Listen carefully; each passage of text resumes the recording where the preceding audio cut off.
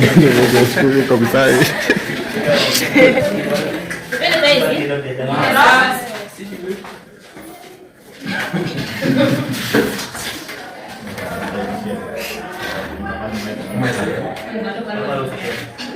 Son nom sur TikTok. Malo officiel.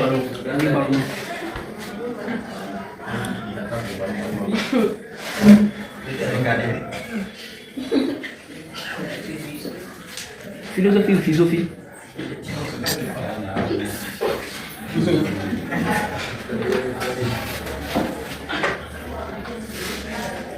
Zaki.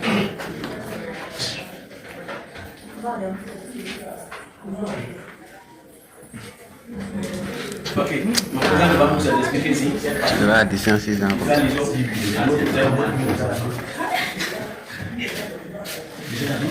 Non, il va me laisser parler. Oui, là, il est enseignant. D'accord, nous allons ici la philosophie et les autres sciences de la nature. En partie ici, dans ce thème-là, c'est d'expliquer le lien qui existe entre la philosophie et la biologie. D'abord, avant de connaître ici, il existe un lien entre philosophie et biologie. Nous allons d'abord commencer à connaître qu'est-ce que l'on appelle philosophie et qu'est-ce qu'on appelle ici biologie. Et vous comprenez? Maintenant, qui va me dire qu'est-ce qu'on appelle ici philosophie? Vous voyez par là? Oui, ok. La philosophie, Oui. c'est l'amour de la sagesse. Exactement. La philosophie, ça c'est l'amour de la sagesse. Aussi la biologie. Qui va définir la biologie ici? La biologie, c'est des sciences qui s'occupent des animaux vivants. Ici, pour amener ici la définition de la biologie c'est une science qui étudie les êtres vivants suivant leur structure, leur fonction, leur fonctionnement. Donc, quand le nom ici, la définition étymologique, nous avons ici, le mot biologie vient de deux mots grecs, comme Alain a déjà donné ici. Bio c'est égal à science, vie. Le mot c'est égal à science. Et vous comprenez? Maintenant, on va essayer maintenant de voir, ce sont deux disciplines qui sont différentes. Maintenant, quand vous parlez ici maintenant de différentes, maintenant quand on parle maintenant de liens qui existent entre les deux là, ils sont communs en quelle source? Sur quelle source? La philosophie et la biologie ont un lien. Par exemple, quand on dit que lui, il a un lien avec l'autre là, ça veut dire qu'il y a quelque chose en commun. N'est-ce pas? Oui. Ok. Ici, nous prenons ici en biologie et en philosophie.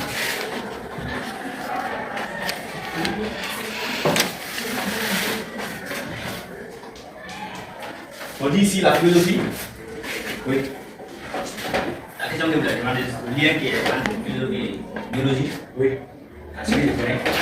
Parce que dans la définition, on dit que la biologie, c'est une science qui étudie la vie. Oui. Des êtres vivants, non? Et la philosophie aussi s'occupe des sociétés. Et nous savons que la société fait partie des êtres vivants. Donc, si les deux s'occupent de l'étude des êtres vivants, ça veut dire qu'il y a un lien entre les deux. Ça veut dire qu'il y a un lien entre les deux là. Maintenant, on va essayer d'expliquer ces liens-là. En philosophie, on dit ici, la philosophie explore. Voici le mot qui est là. Explore depuis l'Antiquité la nature. Et vous comprenez? Depuis l'Antiquité la nature. Ici, nous avons ici les philosophes, les philosophes qui ont parlé ici dans cette partie-là. Donc si nous prenons Aristote ici. Aristote. Quoi? Aristote.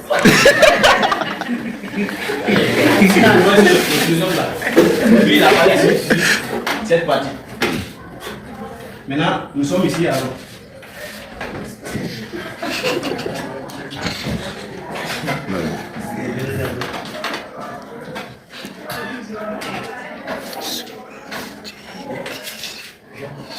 Ici, la biologie étant ici une science qui étudie ici les êtres vivants.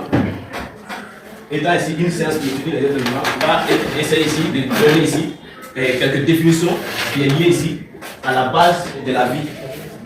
Et vous comprenez? Par exemple, nous allons parler maintenant du lien qui existe entre les deux là. Le lien qui existe entre la philosophie et la biologie. Il réunit ici les philosophes et les biologistes autour de certaines définitions que nous devons comprendre qui concernent ici la vie, et l'origine de la vie.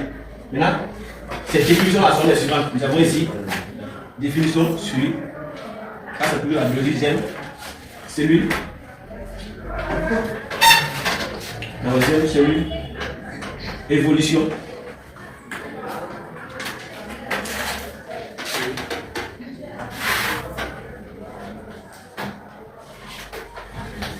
Adaptation. Adaptation. Et ici.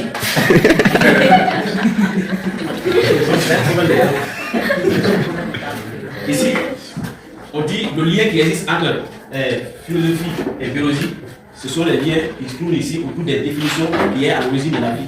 Maintenant, si nous prenons ici la cellule, en biologie, on nous a dit que la cellule, c'est quoi? Elle fonctionnelle des êtres vivants. Maintenant, ça parle ici de l'origine de la vie. Et vous comprenez? Oui. La cellule ici parle ici de l'origine de la vie.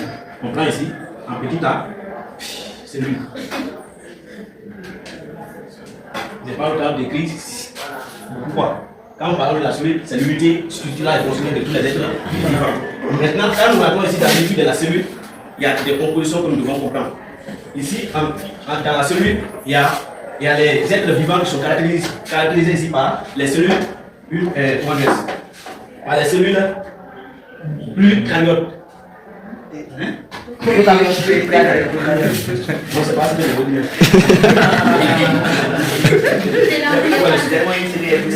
ici, c'est bon. Ouais. Bon.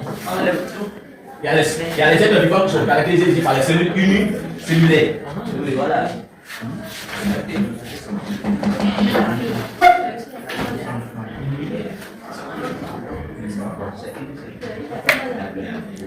Unicellulaire, ça veut dire que ici, dans cette cellule-là, il y a une seule cellule. Voilà, après vous allez mettre les vidéos là, je vais appliquer le son. Et vous comprenez? Yes, Ça va? Quand nous sommes dans l'étude des cellules, les cellules, on peut les classer ici. On dit que la cellule, c'est l'unité structurelle et fonctionnelle de tous les êtres vivants. Maintenant, il y a des êtres vivants qui sont caractérisés ici par les cellules unicellulaires. Unicellulaire, qui veut dire une seule cellule. Est-ce que vous comprenez? Par exemple, ici, nous pouvons prendre ici des bactéries. Les bactéries ici sont composées d'une seule cellule. Bactéries. C'est bon? Nous avons ici les bactéries. La deuxième phase ici, nous avons ici les cellules pluricellulaires.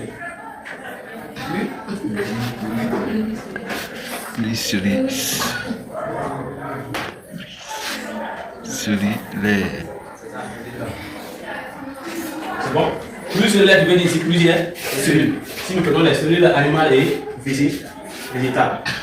C'est bon? Oui. Ce sont les cellules qui sont composées ici de plusieurs cellules. Ici, on va encore classer ici les cellules. Nous avons la classification ici des cellules en deux types.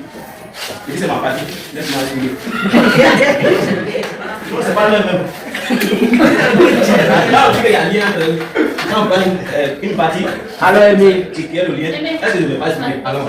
Ah, dis-le. On a fait des exposés ici en anglais. Si on ne finit pas, la semaine prochaine. Moi, c'est pas comme ça. C'est lui qui est le prof aujourd'hui. Mais c'est le lien, non? Allez, laisse-le, il va expliquer. Tu as trop parlé, je vais aller dans le ça va prendre beaucoup de temps.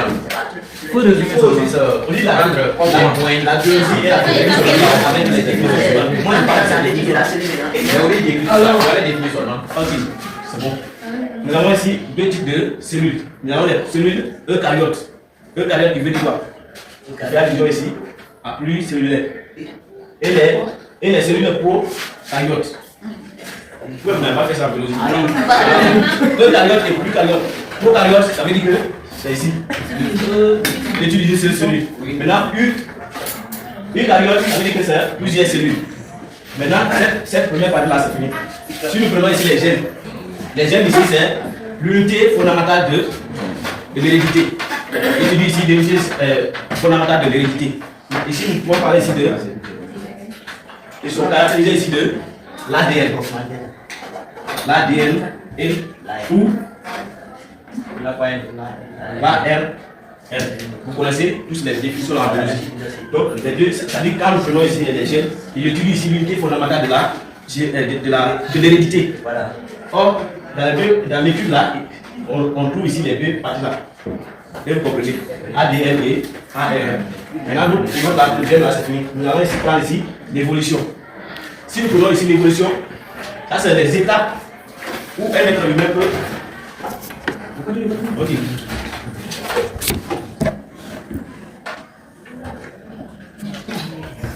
Canus, vous l'aurez ici pour l'évolution. On entend ici le verbe évoluer. Évoluer, c'est ici. Aller, lui aussi. Lui aussi, ça c'est. On peut utiliser ici le verbe adapter ici. Adapter. Adapter. Hein? Adapter lui-même. Adapter. Adapter. Ok, on parle adapter. Donc, arrivé ici un peu. Je suis prise, on me prêche le temps, je voulais expliquer beaucoup. Mais quand même, c'est bon. Oui, quand nous parlons ici du bien fait, ça parle ici sur les définitions qui concernent ici l'origine de la vie. Et si nous parlons ici de l'origine de la vie, nous avons la cellule. Nous avons la cellule des gènes et de l'évolution. Donc, c'est la raison pour laquelle je vais me limiter ici et je donne la parole.